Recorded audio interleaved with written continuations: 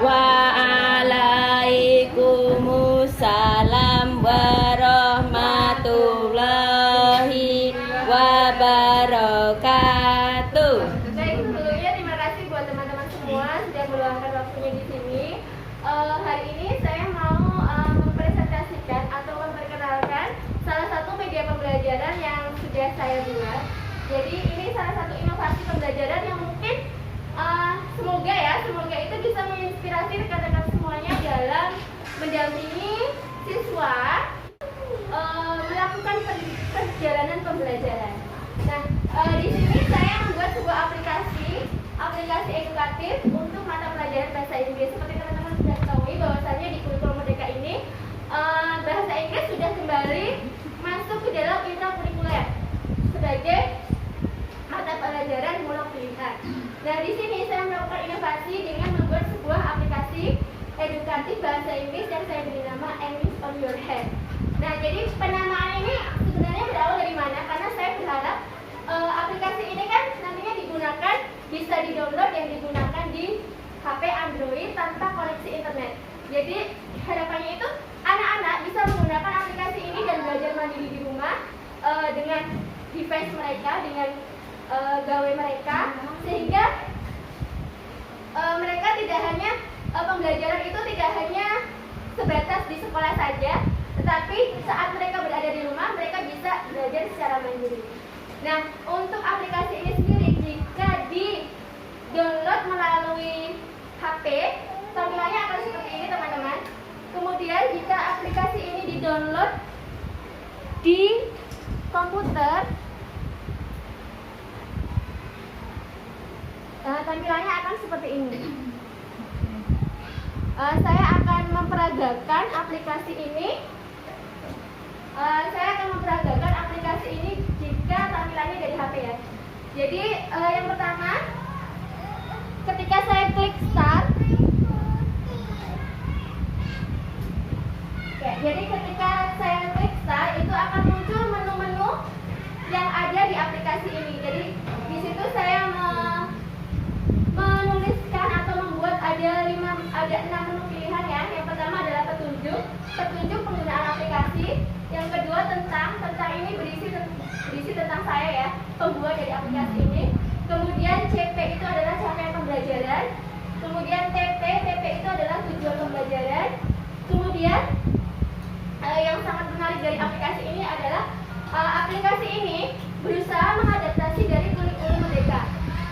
Di mana kurikulum Merdeka itu berusaha untuk berpihak kepada murid. Jadi di mana pembelajaran kita itu berusaha sesuai dengan kebutuhan murid. Kita tahu bahwasanya murid kita itu mempunyai gaya belajar yang berbeda-beda.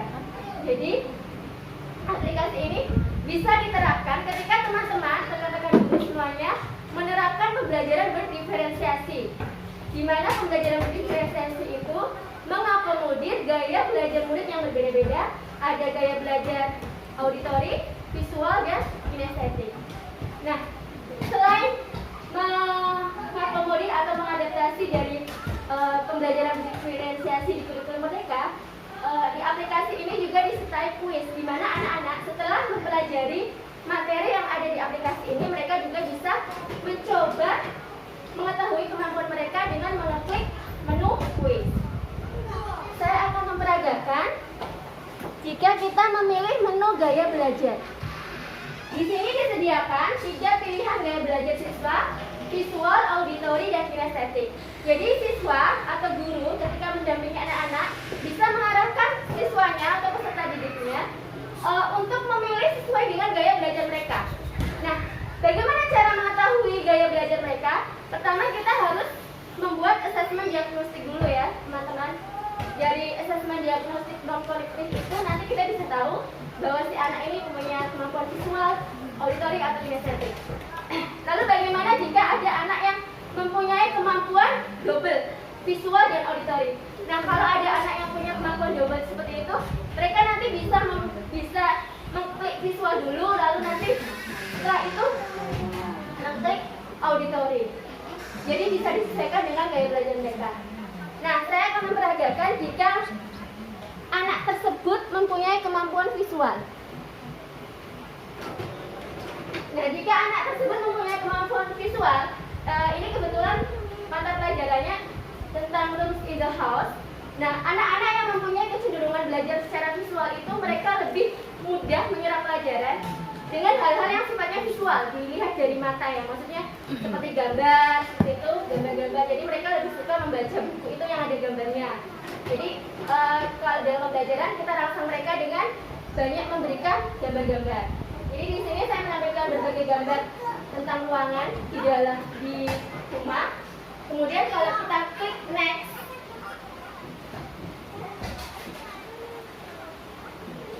nah ini juga masih gambar. Nah kemudian di slide berikutnya saya juga menyisipkan video.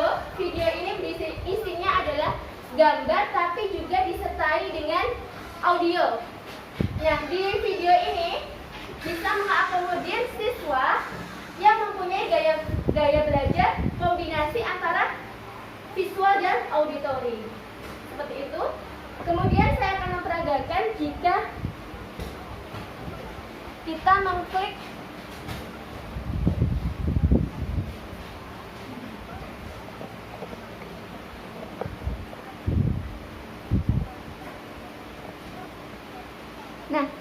jika kita mengklik auditori ini, maka akan muncul berbagai macam kata yang akan kita pelajari pada hari itu.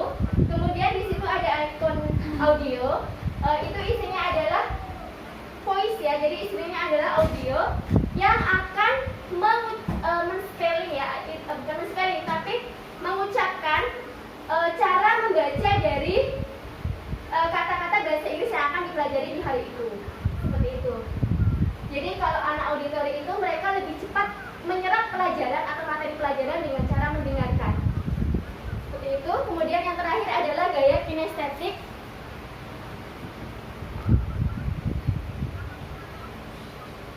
Ya.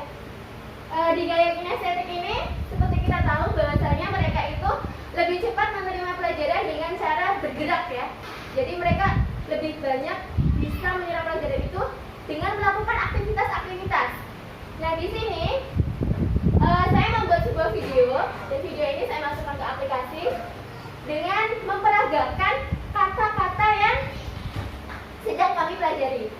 Sebagai contoh, misalkan living room gitu ya. Kalau living room itu biasanya saya memperagakannya untuk anak-anak kelas bawah itu ruang tamu the living room, tok tok tok. Jadi mengasosiasikannya dengan kalau ada tamu itu kan biasanya kan mengetuk pintu gitu. Jadi seperti itu. Atau misalkan bedroom itu kan untuk tempat tidur ya. Nah biasanya saya pakai gerakan seperti ini. Jadi seperti VCR ya, total physical response itu. Jadi ini adalah kombinasi dari penggunaan aplikasi tapi juga metodenya itu saya mengadopsi dari total physical response itu. Seperti itu teman-teman. Jadi ini adalah aplikasi berbasis Android yang saya buat dalam rangka mengikuti apresiasi GTK 2022 dan saya harap dari inovasi ini saya harap teman-teman juga bisa terinspirasi untuk membuat aplikasi yang sama disesuaikan dengan mata pelajaran yang teman-teman ampu. Seperti itu.